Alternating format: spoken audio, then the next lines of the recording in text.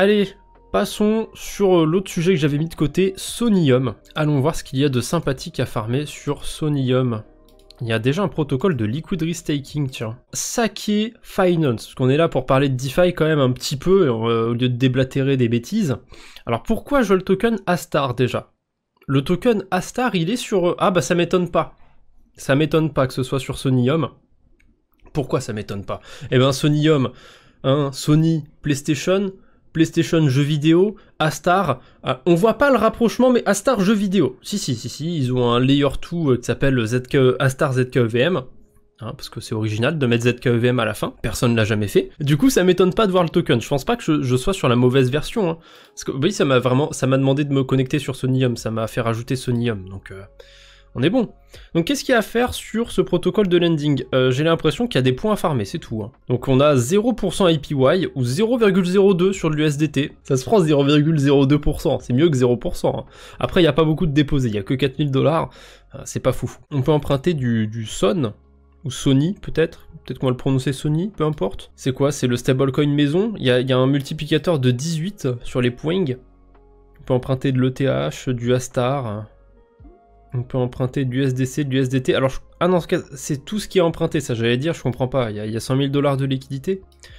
Donc c'est gaze, hein, c'est un marché qui est gaze, hein, clairement. Pour l'instant, il n'y a pas de stratégie intéressante à faire. Les emprunts sont pas chers, si. Il y a peut-être des stratégies intéressantes à faire. Si on a de l'Ether, par exemple, faut accepter qu'on va juste farmer quelques points. Mais on peut emprunter du stablecoin à 0,3%. Mais il n'y a pas beaucoup de liquidité non plus. Hein. Il y a 400 000 $ d'USDC. 4000 $ d'USDT, ça c'est que dalle.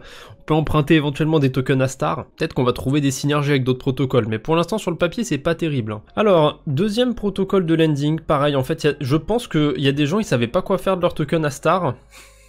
Comme ils sont en partenariat avec Sonium, ils ont poussé les protocoles pour qu'ils listent le token Astar. Donc on le retrouve un peu partout. Il y a 4 millions de déposés, c'est quasiment toute la TVL du protocole Untitled Bank. Parfait, banque sans titre. Littéralement, banque sans titre. Très bon nom de protocole de lending. Alors qu'est-ce qu'on peut faire, hein? Ça me fait penser un petit peu à Morpho, la manière dont c'est fait. On a des marchés avec plusieurs cryptos. Encore une fois, les taux d'emprunt sont faibles, hein. C'est cool, hein, mais il n'y a pas beaucoup de liquidité, c'est pas très intéressant. Ok, bah, c'est bien, hein. Il y a une section Earn, mais on peut choisir entre avoir 0% sur de l'Ether, 0% sur de l'USDC, ou 0% sur du Astar. C'est vrai que là, je sais pas trop. Ah, 0% sur quoi? Bon bah les protocoles de lending sur Sonium, ça vient d'être lancé, c'est gaze, hein. Voilà, c'est nul. Allons voir les DEX maintenant. On va peut-être être un peu plus surpris.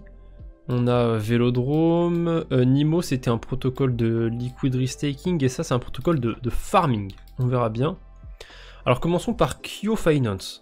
Il y a quelqu'un qui m'avait dit sous une vidéo, je crois que c'était sous le Quadbo sur la DeFi, qui avait des rendements de fou furieux sur des stablecoins. Bon, ça a pas dû durer évidemment. C'est où? C'est dans Pool Wizards les rendements? Ah non, ok. Liquidity Pool. Alors on a la pool USDT, USDC ici à 6% d'intérêt. Les frais. Ok. Ether USDC 71%. C'est des frais. Ah, c'est de la V3. Je suis pas fan de V3 pour farmer des pools volatiles. Alors c'est beaucoup plus intéressant pour swapper, mais c'est moins intéressant quand on farm. Donc c'est de la V3. C'est pas pour moi. On a même un... Ah bah ok, le protocole de liquid restaking, je suppose que ça va être autour de Astar. Je vois qu'on a du Astar staké ici. On a le NS Astar. Et on a un protocole qui s'appelle Nimo Finance. Nimo, ça commence par un N. Nimo Stake Astar. Je le sens venir. On a une section AI Agent, mais il n'y a rien pour l'instant dedans. Hein. On va surfer la narrative, mais pas tout de suite. Là, on a du NRETH, donc je suppose que c'est sur le même protocole. On doit avoir le Nimo, Restaked, Ether. Et pour l'instant, il n'y a pas beaucoup de liquidité. On peut gagner des points, c'est bien. Il y a des points sur tous les protocoles de cet écosystème. Ça me rappelle un peu Mode. En plus, Sonium, ça tombe bien, c'est une blockchain de la superchain. Ça me rappelle un peu Mode à ses débuts, où on avait quelques protocoles comme ça. Il y avait que des nouveaux protocoles quasiment propres à l'écosystème. C'était quand même mieux Mode au début, je trouve. Alors peut-être que c'était un petit peu après que c'est devenu mieux, qu'il y avait des trucs à faire.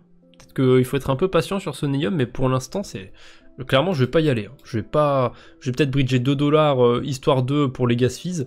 Ou peut-être pour faire une quête sur Layer 3, mais c'est tout. Hein. Pour l'instant, ça ira pas plus loin. Du coup, Vélodrome. Là, on a des rendements qui sont sexy. Bon, c'est des poules de liquidité concentrées, donc c'est un peu de la triche. Mais bon. 328 000 $ de volume sur 24 heures, c'est pas beaucoup plus que sur Kyo. Quand je vois la TVL, je me dis 3400% APR, ça va pas durer éternellement ça. Et en plus, admettons, ok, sur 24 heures, il y a eu 0,02 Ether de frais.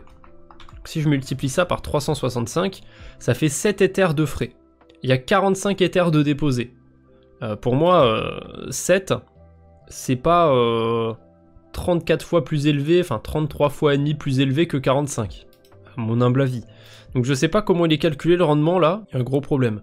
C'est parce que, enfin c'est pas qu'il y a un gros problème, c'est que je suppose, voilà, il y a une grosse partie des liquidités qui doit pas être actif, comme c'est des liquidités concentrées, et du coup c'est le rendement par rapport aux liquidités qui sont actives, pas, j'ai dit actif tout à l'heure, actives, donc forcément ça biaise les rendements. C'est le problème des liquidités concentrées. Pour le reste, pareil, c'est encore de la liquidité concentrée, donc c'est pas très fiable les rendements. Sur les stablecoins, ça a pas l'air si mal. Mais pareil, encore une fois, il y a 440 000 $ de déposés, il y a 14 $ de frais sur 24 heures. Ça ferait 5 000 si on étend ça à une année. Donc il y a une bonne partie des liquidités qui est pas active, comme d'habitude hein, sur ce genre de pool.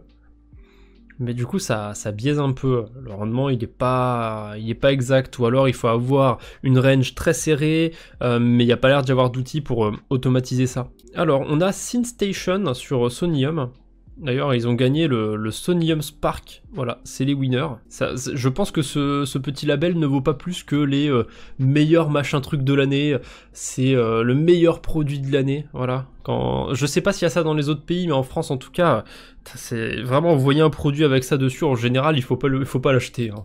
Tout simplement. Parce que c'est très commercial, ils payent pour avoir ce genre d'arguments, on va dire, les marques. Après c'est le jeu, hein, évidemment, c'est des marques, c'est des grosses entreprises derrière, donc ils mettent tout ce qu'ils peuvent de leur côté. SynStation, un protocole de prédiction, un marché de prédiction, on va dire un polymarket, très clairement. Donc on a quoi sur la crypto? Ok, on a des trucs sur les agents IA, mais je voulais pas cliquer dessus. Ah, remets-moi la crypto. On a le prix du BTC le 28 mars 2025. Il y a 2 $ de volatilité par là, 73 $ par-ci, 760 $ par là, 2 $ par là. Ah, c'est pas très utilisé, hein. Donc, ils me vendent qu'il y a 3 millions de TVL sur DeFi Llama, mais en fait, on génère des points juste à déposer des liquidités, c'est ça? Ah oui, il y a des points. SynPoint, il y a des points. Ah, c'est pour ça qu'il y a des gens qui déposent. On peut déposer sur un marché de prédiction juste pour accumuler des points. C'est même plus du restaking, quoi que ce soit, c'est carrément... Imaginez, vous allez dans un casino, vous donnez 50 €, vous avez des jetons en échange, et vous gardez les jetons. Ça vous permet d'accumuler des points. Comme ça, quand vous sortez du casino, et ben quand vous donnez vos 50 jetons, vous récupérez vos 50 balles, et vous avez vos points à côté. Vos points qui vont vous donner des jetons en plus. C'est cool. Trop bien. Je vois pas l'intérêt d'incentiver les points sur... je pense que s'il y a autant de TVL, les points ils sont donnés si on détient des liquidités sur le protocole. Je vois pas pourquoi il y aurait aussi peu de volume sinon, ça me paraît débile d'incentiver les gens qui déposent des liquidités, il faut incentiver les gens qui font vivre la plateforme, enfin, ça a aucun sens. Bref. Allez, le dernier protocole, on a peut-être un petit espoir, c'est du restaking. Et d'ailleurs, je me suis pas gouré, hein, ils ont bien le NSASTR et le NRETH. Donc je pense que pour les appellations, je suis bien tombé. C'est un produit classique, ça peut pas être mauvais. Les DEX étaient pas ouf, les protocoles de lending étaient nazes, le truc que je viens de voir c'était nul. Ça c'est du liquid staking, restaking, machin. C'est pas très compliqué. Il y a plein de protocoles. Alors, on va pas aller sur Astar, on va aller sur Sonium. Donc, on peut avoir du 20% APR sur le token Astar. Bah, c'est sûrement un token qu'on a envie d'holder sur du long terme. Hein. Ah, ça, quel projet qui donnait 20% de rendement a pu mal terminer? Que ce soit à cause d'inflation ou à cause d'un crash. Ça n'existe pas. C'est forcément une bonne idée d'imprimer 20% de rendement. Donc, après, peut-être que c'est parce qu'il n'y a pas beaucoup de gens qui stake leur Astar, donc il y a un équilibre, s'il y a plus de gens qui vont staker, je crois que c'est comme sur Core, plus il y a de gens qui stake et plus le rendement est baissé, il y a peut-être juste pas beaucoup de gens qui stake, mais c'est peut-être parce que le réseau il pue la merde. Je sais pas, hein, je pose ça ici. Alors, on a un système de période, ça termine dans 34 jours, donc je suppose que si je veux retirer... Alors, ah non, il y a un retrait instantané avec des frais, 0,05%, ce qui est pas tant que ça. Sinon, il faut vraiment attendre 34 jours a priori, ou pas loin, puisque le retrait, ce serait le 1er mars. Attendez, Kyo, faut que je retourne sur le DEX. Est-ce qu'il n'y aurait pas de l'arbitrage à faire sur Sonium? Donc admettons que j'en ai 1000. On en a 1000 dans notre portefeuille, on en a plein. Si je veux les swapper, ça m'en donne 964. Et si je vais sur Nimo... 964, ça m'en donne 1008. En plus, c'est un retrait instantané. Hein. Donc là, il y a un arbitrage instantané à faire, normalement. En théorie, ça fonctionne. Je vais quand même, avant de vous envoyer au casse-pipe quand même, je vais essayer de bridger une petite quantité d'Ether. Alors, c'est sur Optimism que j'en ai le plus, mais j'en ai un peu ailleurs. Admettons que j'envoie 0,015 Ether, 50 balles à peu près. Faut voir comment ça marche, en fait, ce retrait instantané. Est-ce qu'il y a des limites? Est-ce que ça marche bien? Parce que si on vient prendre juste 800 tokens Astar jusqu'au 1er mars, j'ai pas calculé le rendement annualisé, mais le rendement annualisé doit pas être terrible. Ça ferait même pas du 10%. Alors que juste le staker, ça donne le double. Vous voyez, donc c'est sûr que c'est pas intéressant s'il faut attendre jusqu'au 1er mars, mais est-ce que ça fonctionne bien ce retrait instantané? On va tester. Si en plus on peut choper des points en plus, sait-on jamais. Hein. Il me faut un protocole de lending, donc c'était quoi? C'était Sake Finance. Je vais déposer genre ça, 0,145. Ça va pouvoir me permettre de voir les frais. Ah ouais, les frais coûtent que dalle, on est proche du 0, donc je peux déposer plus. Ça me rappelle vraiment mode du coup pour le coup. Ça me rappelle vraiment mode, tout court. Pas besoin de rajouter des trucs dans ma phrase. On pouvait faire ce genre de carabistouille au début, hein. Les frais étaient très très proches de 0. Là, je vais emprunter des tokens Astar. Je peux en emprunter maximum 482, je vais en emprunter 400. Je sais, c'est à risque. Mais je vais pas... Ça m'étonnerait que le truc fasse x3 pendant que j'emprunte. Allons voir du coup si la stratégie dont je vous ai parlé fonctionne. Parce que c'est bien de vous faire des threads pour vous envoyer au casse-pipe, c'est encore mieux quand on vous montre si c'est faisable. Je tire 2 balles sur personne. Hein. Alors, 400 tokens Astar. Donc là, je recevrai 385,63 NS machin truc. 385,63. Donc là, je vais gagner 3 tokens Astar. Normalement, si ça marche bien. Admettons, faisons le swap. Donc j'ai reçu quoi? J'ai bien reçu ce que la simulation me mettait. Maintenant, si je vais sur Nimo, j'ai des NS ASTR. Maintenant, dans mon portefeuille, il s'agirait de te mettre à jour. Hein. Ok. Note... J'en étais sûr. J'en étais sûr que j'allais me faire avoir. Donc, il n'y a pas assez de liquidité. On peut pas retirer instantanément. C'était pas intéressant. Vous voyez, j'ai bien fait de le faire pour vous. Si jamais il y a quelqu'un qui avait bridgé un Ether et tout, il se serait fait avoir. Bah Sonium, ça m'a pas vendu du rêve. Je vous avoue que j'aurais aimé faire une section où on va voir des trucs sympathiques, on trouve des stratégies particulières sur Sonium, mais qui sont intéressantes. Là, vraiment, ça me donne pas envie d'y aller. Hein.